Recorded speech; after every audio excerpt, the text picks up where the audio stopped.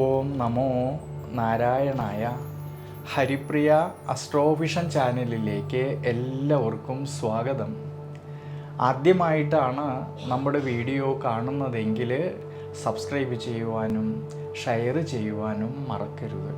കൂടാതെ ജാതക സംബന്ധമായിട്ട് എന്തെങ്കിലും സംശയം തോന്നുന്ന പക്ഷം എൻ്റെ ഈ വാട്സപ്പ് നമ്പറിൽ ബന്ധപ്പെട്ടോളൂ. ഞാനിവിടെ പറയുന്നത് ഉത്രട്ടാതി നക്ഷത്രത്തിൽ ജനിച്ചവരുടെ മെയ് മാസത്തെ ഗുണദോഷ ഫലങ്ങളെക്കുറിച്ചാണ്.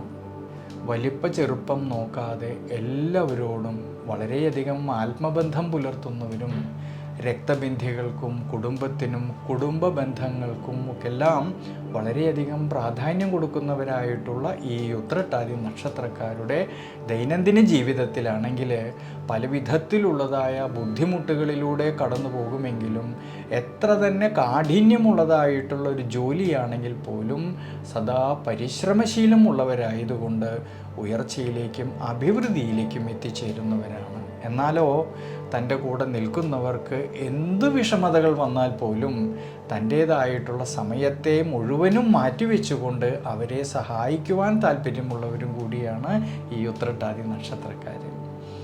മീനം രാശിയിൽ ജനിച്ചവരായിട്ടുള്ള ഈ ഉത്രട്ടാതി നക്ഷത്രക്കാർക്കാണെങ്കിൽ 7.5 ശനിയിൽ ജന്മശനിയിലൂടെ സഞ്ചരിക്കുന്നതായിട്ടൊരു സമയമാണ്.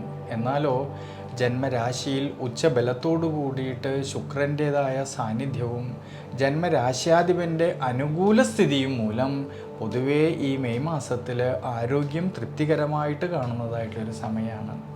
കർമാധിപതിയായിരിക്കുന്ന വ്യാഴമാണെങ്കിൽ സുഖസ്ഥാനത്തും സഹായസ്ഥാനത്തിലൂടെയും സഞ്ചരിക്കുകയും ഈ വ്യാഴത്തിൻ്റെ ദൃഷ്ടി കർമ്മസ്ഥാനത്തേക്കും ഭാഗ്യസ്ഥാനത്തേക്കും വരുന്നതുകൊണ്ട് കർമ്മസംബന്ധമായിട്ട് അഭിവൃദ്ധിയിലേക്കും ശ്രേയസ്സിലേക്കും എത്തിച്ചേരാമെന്നുള്ളതായ മനോബലം കിട്ടുന്നതായിട്ടുള്ളൊരു സമയം കൂടിയാണ്.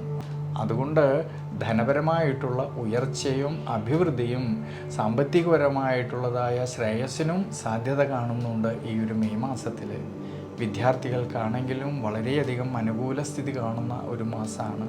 വിശേഷിച്ച് ഉപരിപഠനം ആഗ്രഹിക്കുന്നവർക്കാണെങ്കിലും അതിനുള്ളതായ അവസരങ്ങൾക്കും സാധ്യത കാണുന്നുണ്ട് ഈ ഒരു സമയങ്ങളിൽ.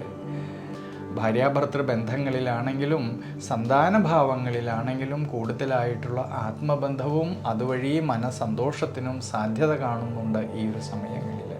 അതുകൊണ്ട് ഈ സമയത്ത് വിഷ്ണു ക്ഷേത്രത്തിൽ അഷ്ടോത്തര മന്ത്രം കൊണ്ട് ഭഗവാൻ അർച്ചന ചെയ്തു പ്രാർത്ഥിക്കുന്നത് വളരെ നല്ലതാണ്.